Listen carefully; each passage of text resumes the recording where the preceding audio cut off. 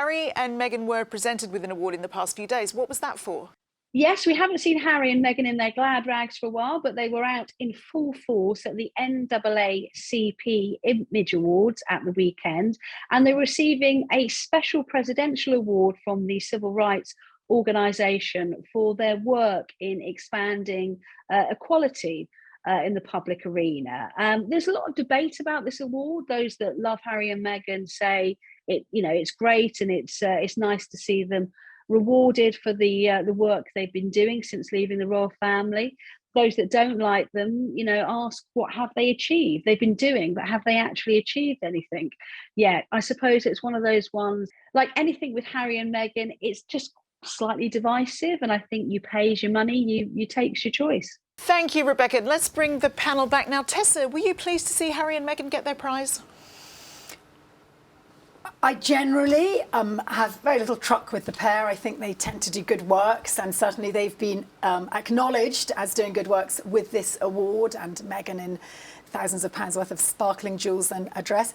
I found the whole sort of Hollywood aspect of the event, given what was going on in Ukraine, a bit insensitive. That's not their fault. That's Hollywood in its own little kind of love bubble. But they could have maybe toned it down a bit. Yeah, had a word about that. There was Harry in his tux, and he went, we all stand by Ukraine. And I was thinking, I want you to do more than that in this instance, Harry. Give us something. I'm doing a solidarity marathon, crowdfunding with a charity on the ground in Ukraine. Well, maybe he is doing something. One. Well, then why didn't he or help us find a way? Because I think a lot of people are feeling impotent at the moment, and it felt fewer words and more action in this moment. I wanted from Harry, and there he was, Then once again, sort of slight nasal gazing. So I'm meant to be with my wife because together we understand about injustice, and listening to the people who aren't listened to. And it jarred for me slightly. And like I say, I think they're generally a force for the good. They just felt like they were behind the curve. There was criticism from someone who leads a chapter of this civil rights organisation, the NAACP, Bishop Talbot Swan, and he's a civil rights sort of leader. And his view was that Harry should not have been given an award from a civil rights group because he's never really apologised for his racist comments in the past. They were pretty bad. Apart from dressing up as a Nazi, he also, used a racial term of abuse against a comrade in the armed forces. And he sort of hinted at it, but he's never really apologised for that.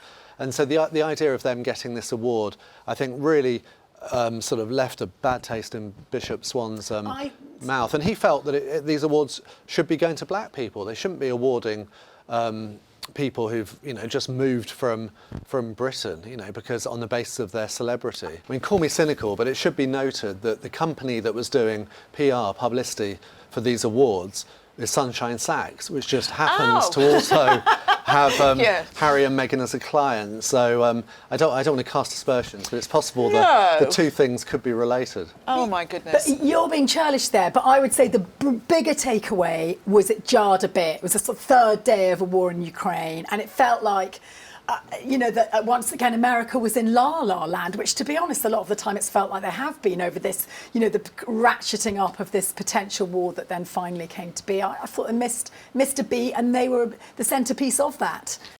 That's all we have time for in our YouTube version of the show. For more royal news, views and videos, head to www.mailplus.co.uk/royals. That link is on your screen now. I'll see you there.